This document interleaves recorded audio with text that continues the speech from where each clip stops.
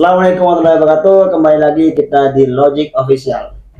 Oke, kawan-kawan dan para penonton sekalian, malam ini kita sedikit bincang-bincang lagi terhadap pemateri kita yang luar biasa ilmunya, sangat banyak sekali ilmu yang jauh yang dia punya kan. Kalau kemarin kita berbicara tentang Tuhan dan juga Tuhan, hari ini mungkin lebih pada berbicara tentang dasar-dasar kepercayaan manusia. Oke, sebelum kita mulai, saya sapa dulu pemateri kita pada malam ini. Oke, pemateri kita malam ini adalah Mas Guntoro. Gimana kabarnya, Mas? Alhamdulillah sehat. Ya, sebelum kita mulai, mungkin kita ngopi dulu, Mas. Sambil minum dulu. Oke. Kita santai-santai aja, Mas ya. Rezeki ini. Bismillah. Agak sedikit berbicara tentang ini, Mas, tentang kepercayaan. Apa itu kepercayaan dan keyakinan menurut Mas? Karena kan di masa kan sering ada kata percaya dan yakin. Apakah ada konteks berbeda dari dua kata ini? Oke. Kalau kita berbicara tentang kepercayaan dan keyakinan, dekat dan erat hubungannya dengan kalau di Indonesia itu agama, keyakinan, dan kepercayaan. Oke. Ya, satu rentetan.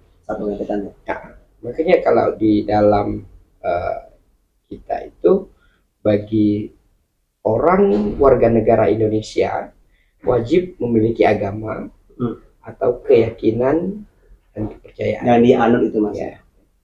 Nah, berbeda antara agama dan keyakinan, kepercayaan. Ya. Kalau agama yang banyak di Indonesia ini, ada beberapa agama yang diakui, ya, maka syarat untuk dia dinyatakan sebagai agama, dia harus menjelaskan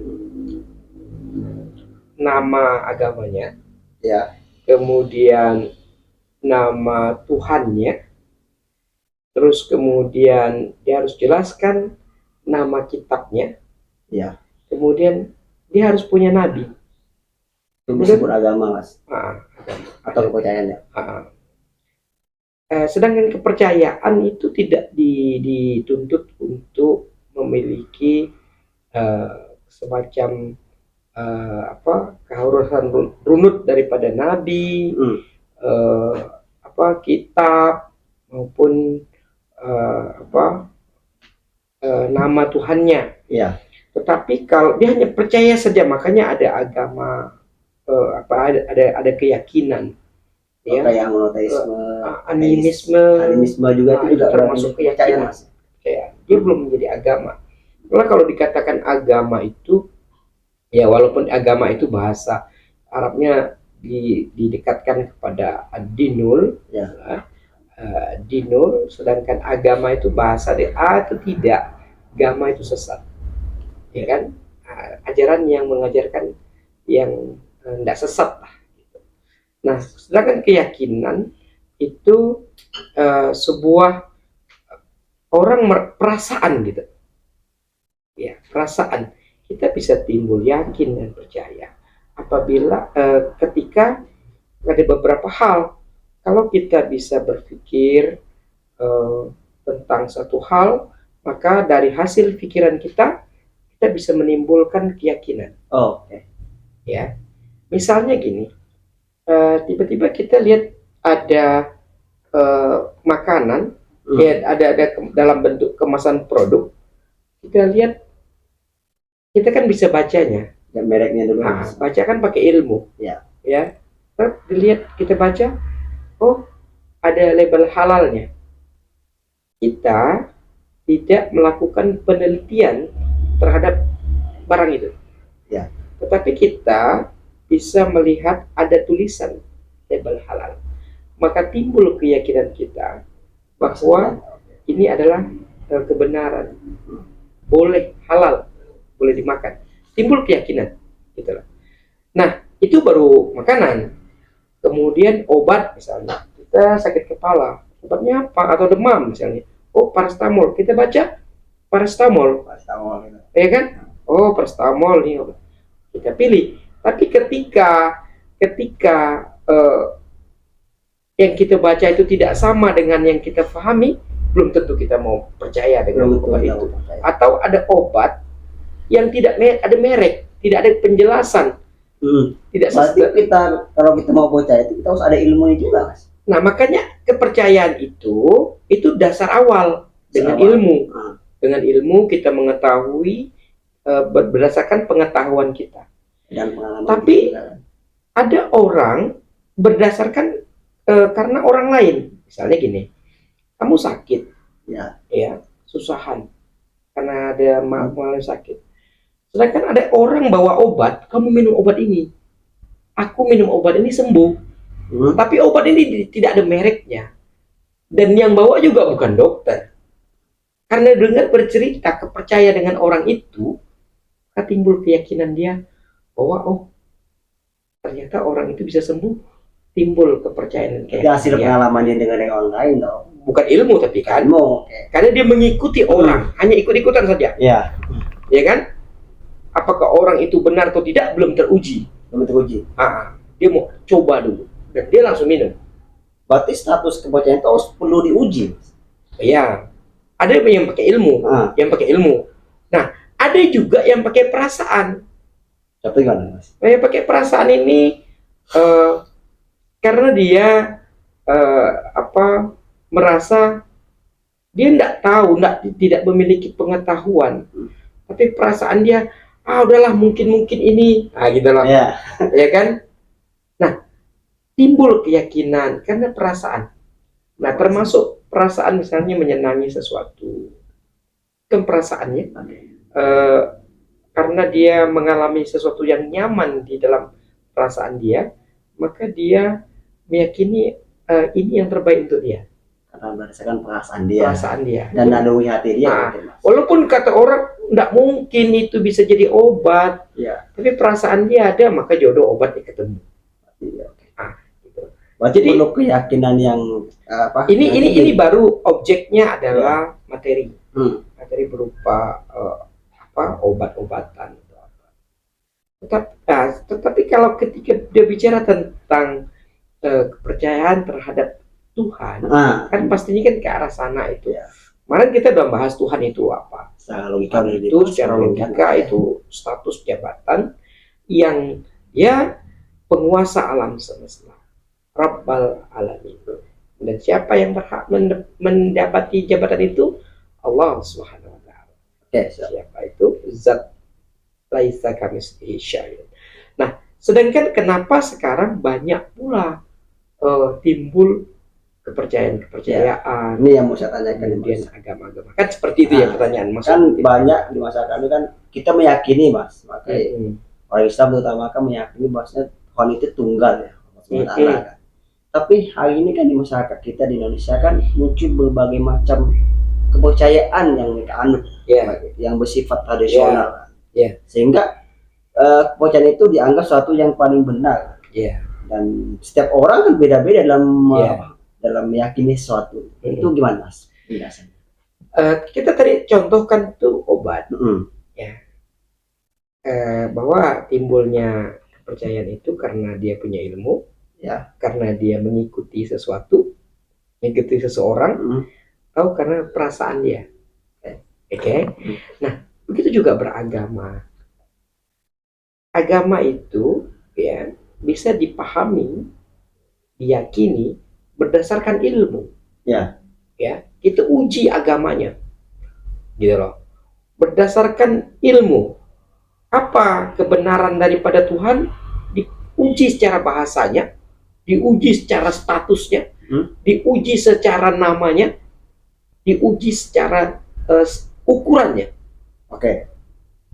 Yang pertemuan yang kemarin sudah kita bicarakan kan gitu. Sempat disinggung kemarin. Disinggung tentang Allah Rabbal Alamin. Gitu. Nah, sekarang kenapa ada orang yang berbeda-beda agamanya, berbeda-beda keyakinannya, kalau semua dasarnya ilmu. Karena tidak semua orang menguasai ilmu. Ada yang berdasarkan pengalaman, Ada yang berdasarkan ikut-ikutan. Nah, Misalnya ini yang masalahnya malah masalah Sebenarnya ikut gitu, yang misalnya. masalah gitu. dia karena turunan Ya, karena orang tuanya agama A, Islam, Nah. atau agamanya B, yang non Islam, itu dia mengikuti tanpa dia berpikir dulu, gitu loh, kebenaran dari masing-masing agama yang dia anut, iya. gitu loh. Nah, dalam perjalanannya dia mulai berpikir, biasanya terjadi perubahan. Udah masuk Sudah mulai dewasa masuk. perubahan, bertambah yakin atau menjadi tidak yakin. Itu Gitu loh. Bertambah percaya atau menjadi tidak percaya. Ya. Setelah dia berpikir itu, kalau dengan ilmu. Silakan uji. Nah, makanya tidak ada satu kitab pun di dunia ini, kalau ada penulis ya, dia nulis ya, buku, kitab gitu ya, dia nulis karangan manusia lah ya, yang mukadimah awalnya itu menantang pembaca. Semuanya pasti minta saran dan kritik, Mas. Pasti. Nah, itu perbedaannya. Kalau orang menulis, dia selalu merendahkan dirinya bahwa penulis masih memiliki kekurangan, kelemahan. Mohon kritik dan saran yang bersifat konstruktif agar tulisan ini bisa bertambah lebih baik lagi. Menjadi evaluasi. Itu buku umum, gitu loh. Dan semua buku pasti kebanyakan begitu. Karena kalau diuji ternyata ada kesalahan, dia sudah minta maaf sebelumnya. Iya, gitu. Logikanya begitu. Ya. Logika kitab buatan manusia. Iya. Tapi beda Quran. Quran itu menantang pembacanya. Ya. Jika kau ragu, kau buat saja ayat. Kesabaran ini. Dan udah diuji berkali-kali, tidak satu orang pun mampu menulis seperti Quran. Gitu. Baik itu makna hukumnya, baik itu makna bahasanya, sastranya, maupun makna daripada fadilahnya. Tidak ada yang sama dengan Quran. Tidak ada yang mampu menyertai. Dan sudah diuji berkali-kali. Nah, Quran sendiri adalah kitab yang menantang pengikutnya untuk menguji secara ilmu. Yang sama dan gitu loh. Kalau keyakinan kan saya ada itu, tapi ada juga yang dia udah percaya bahwa Quran itu super, jika dia tidak perlu lagi nguji. Ya. Gitu loh. Karena ini anggap ini buatan Tuhan. Nah, itu adalah kepercayaan karena dia mengikuti gurunya, orang tuanya. Ya. Nah, dia bukan gunakan keilmuan untuk uji itu, tapi keyakinan saja. Gitu loh. Ya. Tidak ada masalah. Begitu juga dengan agama lain yang dia meyakini agamanya. Maka kalau dalam keyakinan tidak boleh dipaksa. Keyakinan tidak boleh dipaksa. Kalau dalam Islam itu keyakinan, itu kan soal tidak ada paksaan dalam beragama, dalam hal keyakinan. Kita orang meyakini bahwa agama yang dia anut itu benar, dia meyakini agama dia itu tuh memenuhi kebutuhan dia, itu soal keyakinan. Tapi kan setiap manusia dikasih akal dan pikir. Ada akalnya, ada akal yang bisa digunakan untuk berpikir. Apakah keyakinan dia itu benar-benar memiliki kebenaran? Nah, itu personality. Tetapi kalau dia menantang, misalnya dia ingin, dia mulai menyampaikan bahwa yang dia bawa itu kebenaran, itu bukan soal keyakinan, tapi soal ilmu. Artinya ketika dia menyampaikan sesuatu, dia harus jelaskan kan? Iya. Maka dia levelnya naik dari keyakinan menjadi keilmuan. Gitu.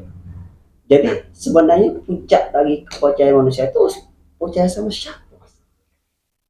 Manusia itu, kalau kita bahasa kita itu orang mengatakan kepercayaan itu dibahasakan dalam bentuk keimanan. Soalnya beda, kepercayaan dengan keimanan itu berbeda. Bedanya iman secara bahasa itu artinya tenang. Okay. Orang yang beriman, orang yang tenang. Contoh misalnya, wahazal baladil amin, dan demi kota Mekah yang tenang. Aman. Aman. Tenang identik dengan aman. Nah. Nah, orang nggak bisa sampai ke level yakin kalau dia nggak punya ketenangan. Ya. Dia butuh ketenangan untuk level keyakinan. Kita bisa bicara gini karena kita yakin. Karena kita kita meyakini bahwa kita ini tidak akan diserang oleh musuh. Gitu loh. Kita tidak dalam keadaan perang. Sehingga kita bicara pun kita tidak ada beban.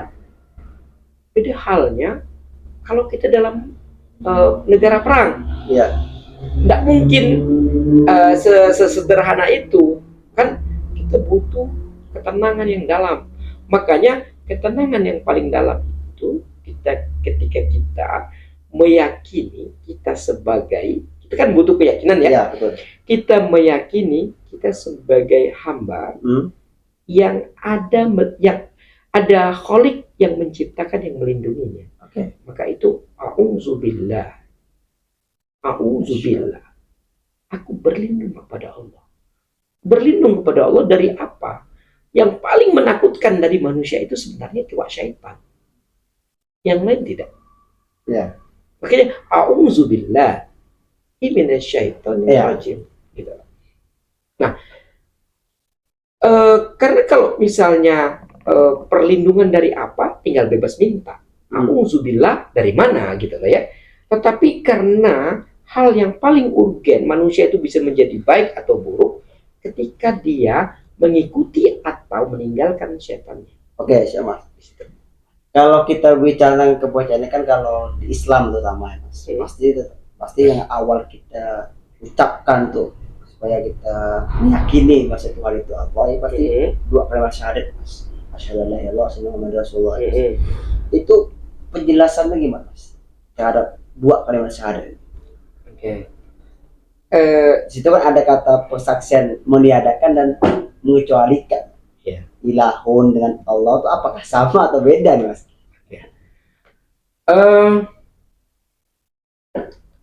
Sebelum kita sampai ke pintu gerbang syahadat, maka alangkah baiknya kita juga mereview sedikit tentang kenapa orang bisa menimbulkan keragaman dan perbedaan itu. Nah, ketika manusia berpikir tentang Tuhan, ya, lalu dia menjabarkan Tuhan sesuai dengan apa yang dia pikirkan, maka terkadang dia memaksakan kehendaknya dengan seolah-olah Tuhan itu seperti yang dia pikirkan, berwujud dengan gambarnya, berwujud dengan sesuatu hal, hingga masing-masing orang itu berbeda-beda. Kalau misalnya kita suruh gambar ayam saja, setiap orang akan berbeda-beda ayamnya, kan gitu kan. Nah, tapi hari ini Tuhan dia pun tidak pernah lihat, tapi dia memaksakan harus menggambar. Hanya banyaklah Tuhan yang digambarkan, Tuhan yang diwujudkan dalam bentuk karya dia jadinya. Nah, di situ sebenarnya status dia masih subjek. Dia belum menjadi objek di Tuhan. Tuhan menjadi objek dia. Ya, karena dia ngatur Tuhan. Dia yang ngatur Tuhan. Iya. Karena gitu, Tuhan ada di kepala dia kan, Mas? Yang dibayangkan dia. Nah, ini menyebabkan ketika Tuhan digambarkan, Tuhan itu diwujudkan dalam bentuk sesuatu hal, baik itu dipaksakan dengan logika yang tidak logis, akhirnya orang menguji apa yang dia sebutkan. Misalnya dikatakan gini, matahari itu Tuhan, karena kamu tidak bisa hidup tanpa matahari. Logikanya hanya membatasi bahwa kehidupan itu tergantung matahari. Ya. Bagi sains modern, ya, dia melihat matahari itu, ya, dia itu terus bergerak. Andai kata matahari itu berhenti bergerak, matahari itu pun akan hancur. Gitu loh. Berarti ada medan lain yang menggerakkan matahari. Gitu loh. dia tidak diam. Dan toh malam matahari nggak ada, Ada. ya Bulan kan? datangnya. Yang ada bulan, lalu kuat mana matahari sama bulan dan Ya. seterusnya kan gitu. Nah, ketika satu benda diwujudkan, disandangkan dengan kata Tuhan, dia menjadi sesuatu objek penelitian Oke, oke. yang bisa diukur. Dan Dengan Tuhan hasil nggak- ukurannya nggak layak. Ternyata Tuhan nggak ada di waktu malam. Kalau itu matahari. Ya. Nah, kalau dia di atas bumi, bumi aja masih dalam putaran. Orang bicara tentang Tuhan, ya, tapi dalam bentuk wujud, misalnya manusia. Manusia ditempatkan, disandangkan sebagai status Tuhan, langsung diukur. Lah, dia makan, dia minum. Makan dan minum. Dia juga haus. Dia juga lapar. Tapi Gimana nggak tetap jadi rasanya? Tuhan. Gimana rasanya Tuhan itu lapar kok menjadi Iya. aneh gitu lah ya. Oke, dikatakan, oh di dalamnya ada sesuatu yang istimewa. Akhirnya orang menguji terus, dan ujinya pasti ngatakan terukur, dan itu tidak layak. Sedangkan Tuhan tidak terikat oleh ruang dan waktu, Mas. Tuhan tidak terikat dengan ruang dan waktu. Tuhan itu laisa kamislihi syai', gitu. Dia berbeda dengan semua yang diciptakan gitu.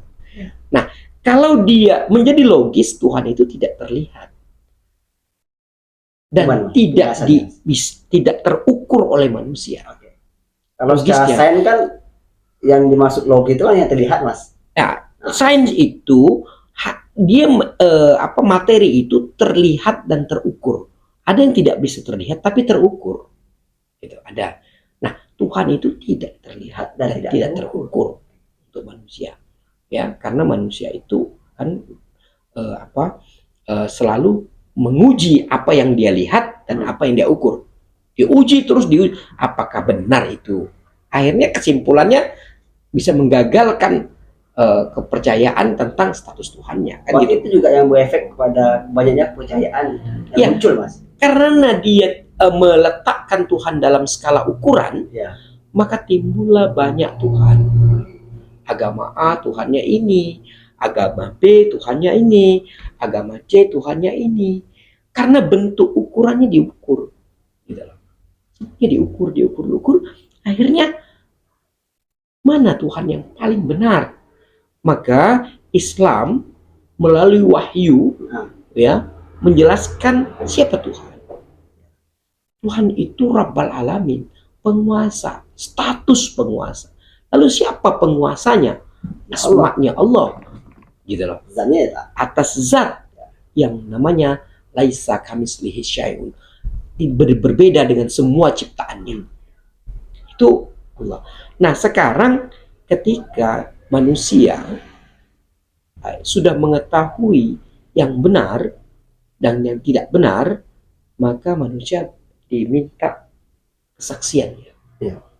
Kesaksiannya. Apakah dia mau meninggalkan yang tidak benar dan memilih yang maha benar?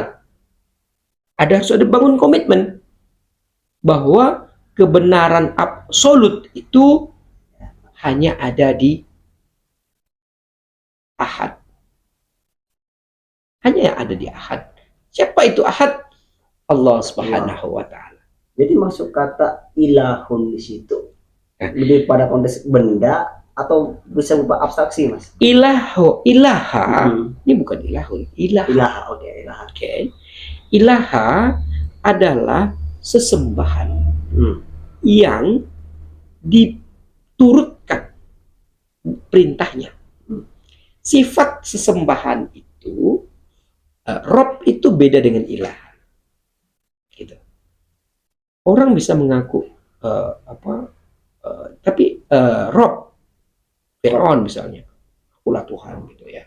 Atau yang lain disebutkan. Tapi ketika kata ilaha itu adalah sifat daripada sesembahan. Sesembahan yang kalau diikuti dia sifatnya memberi perintah. Kalau Allah al-ilah, dia juga memberi perintah. Ilaha memberi perintah sesuatu yang buruk. Sesuatu yang salah. Allah memberi perintah yang Baik. baik.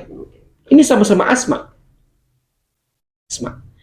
Nah, kalau kita mengikuti perintah buruk itu, berarti kita menyembah dia. Ya. Kalau kita mengikuti perintah yang baik, maka kita menyembah yang baik. Mengikuti Maha baik kan. Nah, gitu. Maka makna kata asyhadu alla ilaha illallah bermakna aku bersaksi sesungguhnya tidak ada tidak ada, maksudnya ditiadakan seluruh macam keburukan, baik itu berwujud, baik itu sifat, apapun itu, Ya. kecuali Allah. Gitu. Karena Allah semua yang diciptakan adalah baik, semua yang diperintahkan adalah baik, semuanya baik. Tidak pernah Allah menciptakan yang buruk.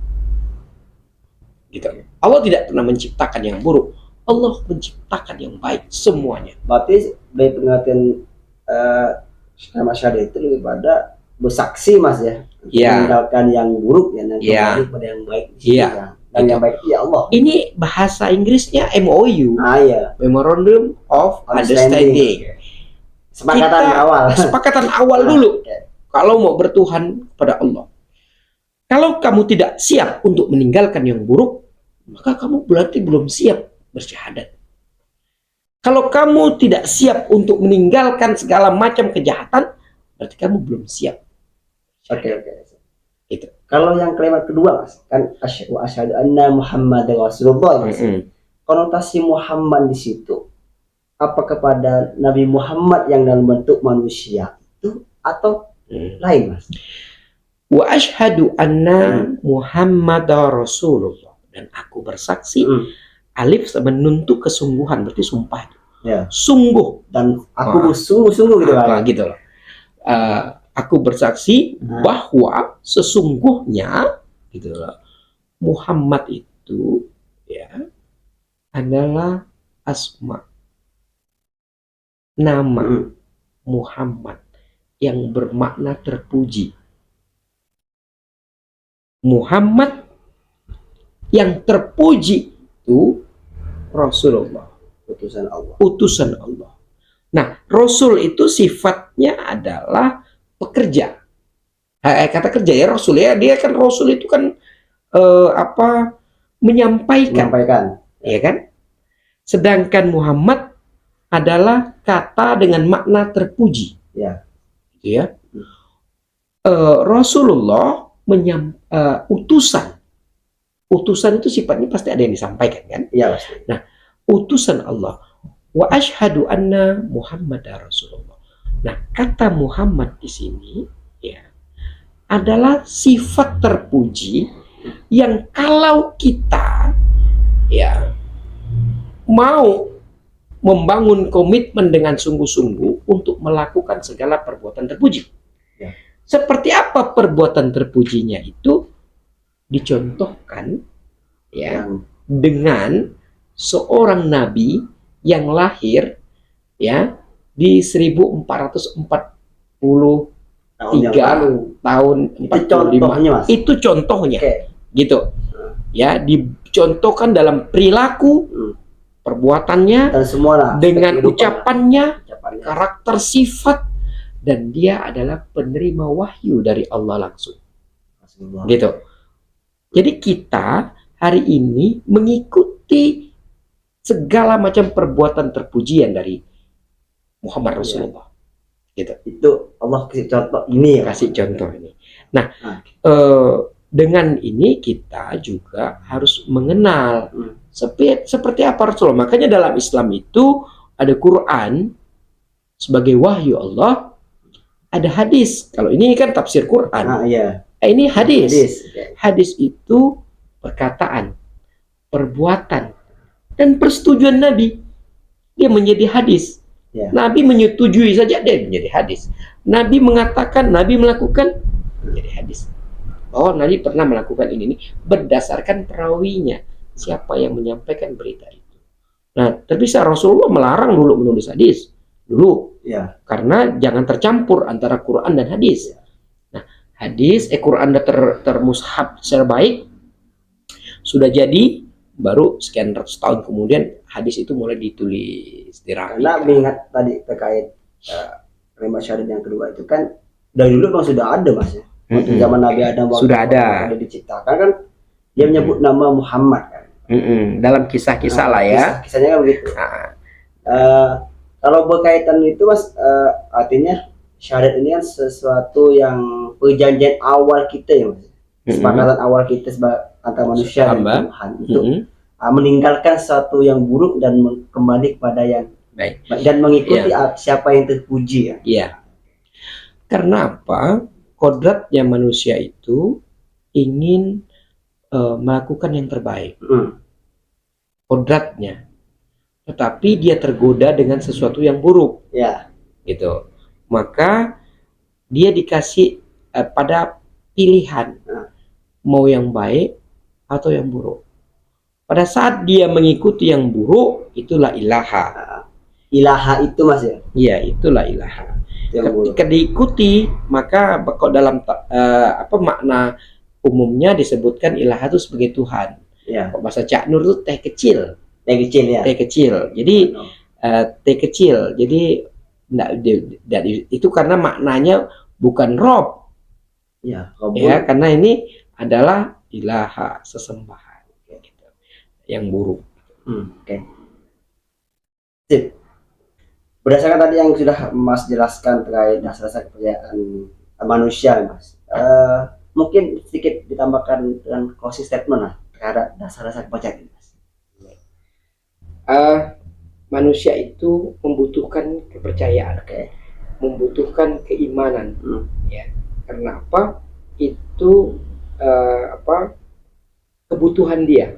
Kebutuhan yang kalau teori Maslow itu banyak sekali kebutuhan-kebutuhan. Maka kebutuhan paling dasar itu adalah ketenangan, yaitu keimanan. Gitu. Makanya doa itu selalu ditutup dengan amin. Amin. Ketika manusia itu sudah memasrahkan kepada Tuhannya, maka dia menutupkan dengan ketenangan. Amin. Makna amin itu ketenangan. Ya, jadi amin dia menutup dengan pernyataan bahwa dia sudah tenang ketika permohonan atau pernyataan keluh kesahnya telah dilimpahkan kepada Sang Pencipta. Oke, maka kita menjadi tenang. Oke, kawan-kawan, itulah penjelasan dan statement dari materi kita pada malam hari ini. Terus terima kasih sudah mengikuti dan menonton tayangan kali ini. Jangan lupa terus subscribe, komen, like, dan share Logic Official. Salam logika. Assalamualaikum warahmatullahi wabarakatuh.